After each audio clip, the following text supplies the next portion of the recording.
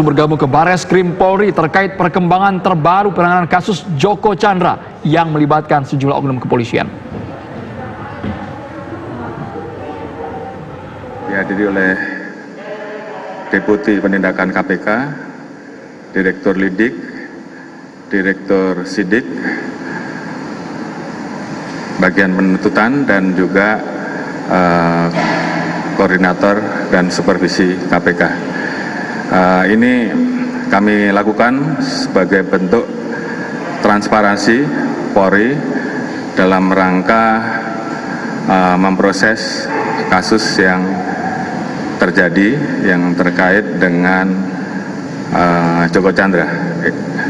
Ini juga bagian dari upaya kami untuk meningkatkan sinergitas dengan APH, dalam hal ini rekan-rekan dari KPK. Dari hasil gelar, kami sepakat membagi peristiwa Joko Chandra ini menjadi 3 klaster peristiwa. Peristiwa pertama adalah klaster di tahun 2008-2009, di mana ada informasi yang nanti akan kami dalami bersama-sama terkait ada dugaan penyalahgunaan wewenang pada saat itu.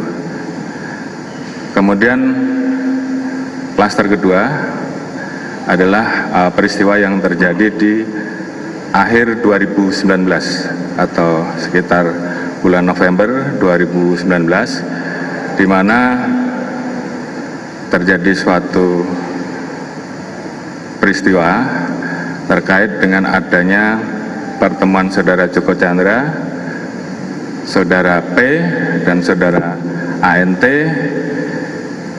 terkait dengan rencana pengurusan fatwa dan proses PK. Terkait dengan kasus tersebut, saat ini sudah dilaksanakan penyidikan oleh rekan-rekan kita di Kejaksaan. Kemudian klaster atau peristiwa ketiga adalah terkait dengan proses penghapusan red notice, pembuatan dan penggunaan surat jalan palsu, di mana terkait dengan peristiwa tersebut beberapa waktu yang lalu kita sudah menetapkan tersangka, dan hari ini kita melaksanakan proses gelar untuk mendalami dan menetapkan yang terkait dengan masalah aliran dana.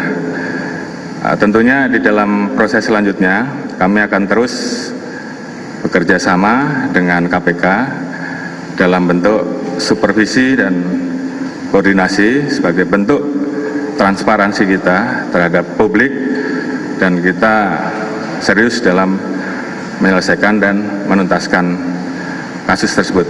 Mungkin itu yang bisa saya sampaikan di dalam rilis terkait dengan masalah gelar. Nanti selanjutnya akan dilanjutkan oleh Pak Kadis Humas. Namun demikian, sebelumnya Pak Deputi Penindakan, silahkan apabila ada hal yang akan disampaikan. Assalamualaikum warahmatullahi wabarakatuh. Rekan-rekan media yang saya hormati, Bapak Kabar Reskrim dan jajarannya. Hari ini kami sengaja datang ke sini untuk menghadiri undangan gelar perkara terkait masalah kasus yang berkaitan dengan JTS. Kami selaku Deputi Penindakan KPK sangat apresiasi terhadap Bapak Kabar Reskrim, dan kami bisa melihat, menilai dari luar maupun dari dalam, apa yang dilakukan oleh Bareskrim sudah sangat on track. Jadi kami secara kewenangan, kami mempunyai kewenangan koordinasi, supervisi, dan sebelum kami meminta supervisi, beliau sudah dengan terbuka kami untuk masuk. Dan memang ada hal-hal yang tadi beberapa di klaster tertentu kami yang dulu juga pernah menangani tentang yang berkait dengan JTS, mungkin ini juga sebagai informasi tambahan buat kami juga. Nanti tentunya akan bisa dikerjasamakan dengan kami. Dan demikian juga sebenarnya dengan kejaksaan, kami juga akan tetap memonitor, ya, karena sesuai dengan kewenangan kami untuk melakukan koordinasi dan supervisi. Dan dalam hal koordinasi, kami juga punya beberapa fasilitas perbantuan, seperti misalnya mencari DPO, atau dalam hal ini yang tadi sudah dibahas bersama adalah tentang rekonstruksi. Kalau ini memang diperlukan oleh Barreskrim, kami akan sangat mendukung untuk bisa terlaksana rekonstruksi ini dengan menghadirkan pihak-pihak yang terkait. Dan kembali sekali lagi kami mengapresiasi apa yang sudah dilakukan oleh Barreskrim terhadap penyidikan ini, yang kita bisa melihat bersama-sama dalam waktu yang tidak terlalu lama semuanya bisa terungkap dengan baik. Terima kasih. Assalamualaikum warahmatullahi wabarakatuh. Baik, selanjutnya akan dilanjutkan oleh Pak Kadif Humas. Terima kasih kepada seluruh rekan-rekan. Assalamualaikum warahmatullahi wabarakatuh. Oh ya.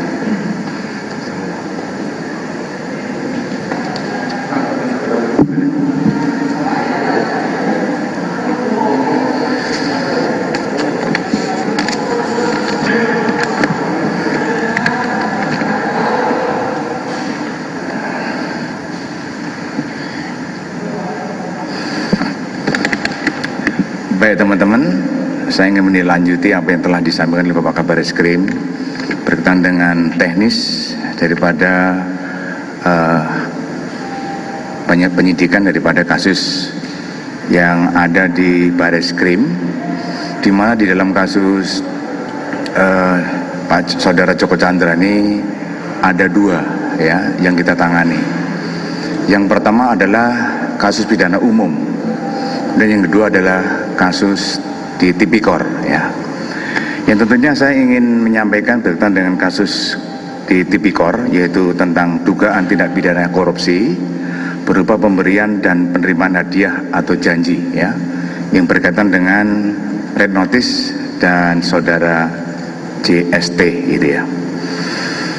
Jadi tadi sudah dijelaskan Pak Kaba bahwa tadi jam 9 pagi sudah kita gelarkan juga ya berkaitan dengan penyidikan daripada kasus korupsinya, dan kemudian di jam 9 tadi sampai jam 11:15 itu adalah tadi dari penyidik, dari Div Propam juga ada, dari Itwasum juga ada, dari pengawas penyidik juga ada yang dalam gelar perkara gitu.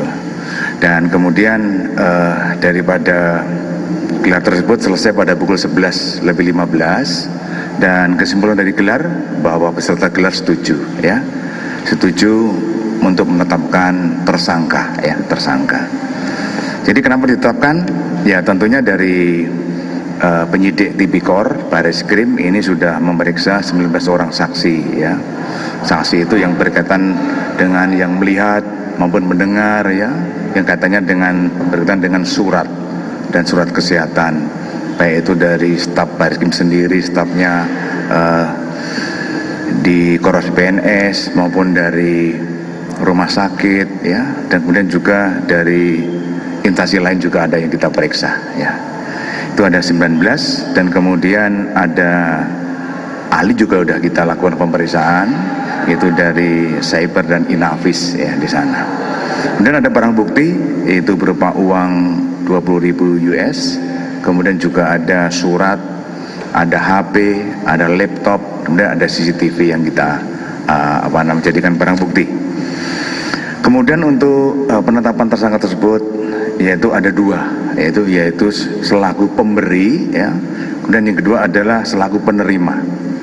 Sedangkan untuk pelaku pemberi gitu ya, pelaku pemberi ini kita menetapkan tersangka saudara JST, dan yang kedua adalah saudara TS ya, TS. Di yang bersangkutan kita kenakan pasal 5 ayat 1, kemudian pasal 13 Undang-Undang Nomor 20 Tahun 2002 tentang Tipikor, diuntukkan pasal 55 KUHP ya. Itu adalah pemberi. Kemudian yang kedua selaku penerima, itu yang kita tetapkan tersangka adalah saudara PU ya. Kemudian yang kedua adalah saudara NB ya, penerima. Selaku penerima kita kenakan pasal 5 ayat 2, kemudian pasal 11 dan pasal 12 huruf A dan B kecil Undang-Undang Nomor 20 Tahun 2002 tentang Tipikor, dan kita juntukan juga pasal 55 KUHP itu. Jadi dari undang-undang tersebut ancaman hukuman adalah 5 tahun, 5 tahun, dan kemudian saat ini kita masih dalam proses penyidikan berikutnya ya setelah kita menetapkan tersangka. Itu adalah kasus yang pertama, yaitu korupsi yang sudah kita gelarkan tadi di pagi hari, kemudian siangnya disupervisi oleh KPK gitu. Dan yang kedua adalah tindak pidana umum, yaitu tindak pidana pembuatan dan penggunaan surat perjalanan dan surat keterangan kesehatan palsu, serta membantu orang yang ditahan melarikan diri. Ini juga tadi jam 10 ya, hari Jumat ini sudah digelar, yang dipimpin oleh Dirtipidum, yang dihadiri oleh penyidik di Propam, penyidik, kemudian juga ada dari Itwasum. Itu selesai jam 11.30, dan hasil daripada gelar adalah peserta setuju menetapkan tersangka, yaitu saudara JST.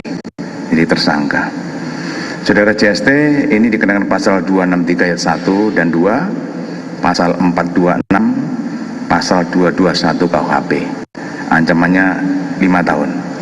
Jadi untuk kasus ini sudah ada 3 tersangka, yaitu yang pertama saudara PU, saudari ADK, dan saudara JST ini.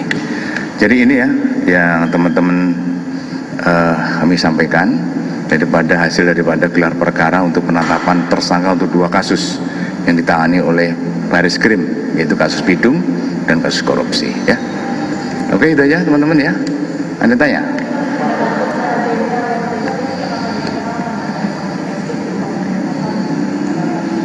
Ya, semuanya nanti setelah proses pidananya selesai ya.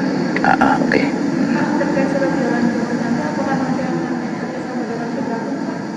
Gimana?